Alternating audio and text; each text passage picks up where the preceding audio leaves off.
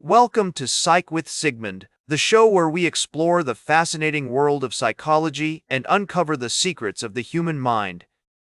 I'm your host, Sigmund, and today we're going to talk about mental accounting, a psychological concept that helps us understand how people manage their finances, prioritize their goals, and develop relationships with money. Mental accounting is the process by which we categorize and track our income and expenses, often in ways that are not entirely rational. We tend to think of our money as belonging to different mental accounts, each with its own rules and priorities. For example, we might have one account for rent, another for groceries, and a third for discretionary spending. This mental accounting system helps us make sense of our financial lives, but it can also lead to biases and irrational decisions. The concept of mental accounting was first introduced by psychologist Richard Thaler in the 1980s. Thaler argued that people tend to treat different types of money differently, depending on its source and intended use. For instance, we might be more likely to splurge on a luxury item if we receive an unexpected windfall, simply because it feels like found money. This phenomenon is known as the house money effect, and it's a key aspect of mental accounting. One of the major psychological theories that underlies mental accounting is prospect theory. Developed by Daniel Kahneman and Amos Tversky, prospect theory suggests that people tend to be loss-averse, meaning they prefer to avoid losses rather than acquire gains. This leads to some interesting phenomena, such as the sunk cost fallacy, where we overvalue something simply because of the resources we've already invested in it. For example, if we've spent $100 on a non-refundable ticket to a concert that's been rescheduled for a later date, we might feel compelled to attend the concert even if we no longer want to, just because we don't want to waste the money. Research has shown that mental accounting can have significant effects on our financial behavior. For instance, studies have found that people are more likely to save money when it's framed as a gain rather than a loss. This is known as the framing effect, and it's a key aspect of mental accounting. Additionally, research has shown that people tend to be more risk-averse when it comes to investments that are framed as losses rather than gains. So how can we apply this knowledge in our everyday lives? By recognizing how our mental accounting systems work, we can avoid common pitfalls like overspending or undervaluing certain expenses. For example, if we know that we tend to treat found money differently than our regular income, we might be more mindful about how we use it. We could also try to reframe our financial decisions in terms of gains rather than losses.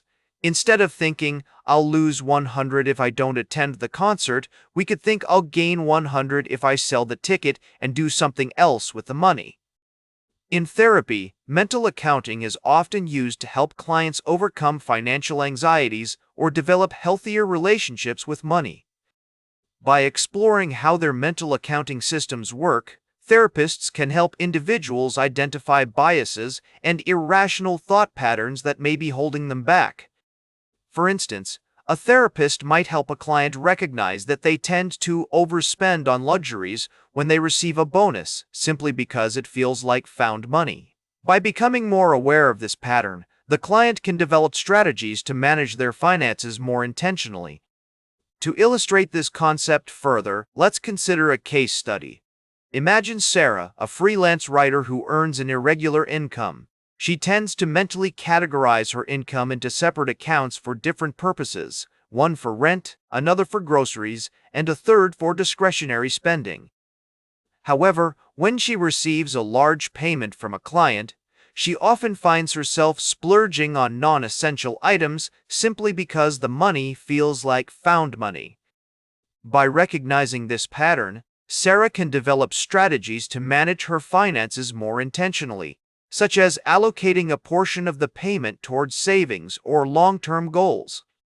Another example is the concept of mental budgeting, which refers to the process by which we track and manage our expenses in our minds.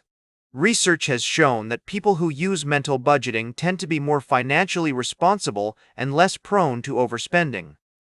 However, mental budgeting can also lead to biases and irrational decisions, such as the availability heuristic, where we overestimate the importance of information that is readily available to us. In conclusion, mental accounting is a powerful psychological concept that helps us understand how people manage their finances, prioritize their goals, and develop relationships with money. By recognizing how our mental accounting systems work, we can avoid common pitfalls and make more intentional financial decisions. As we navigate the complexities of modern life, it's essential to be aware of these biases and thought patterns so we can cultivate healthier habits and achieve greater financial well-being. That's all for today's episode of Psych with Sigmund. Thanks for joining me on this journey into the world of mental accounting.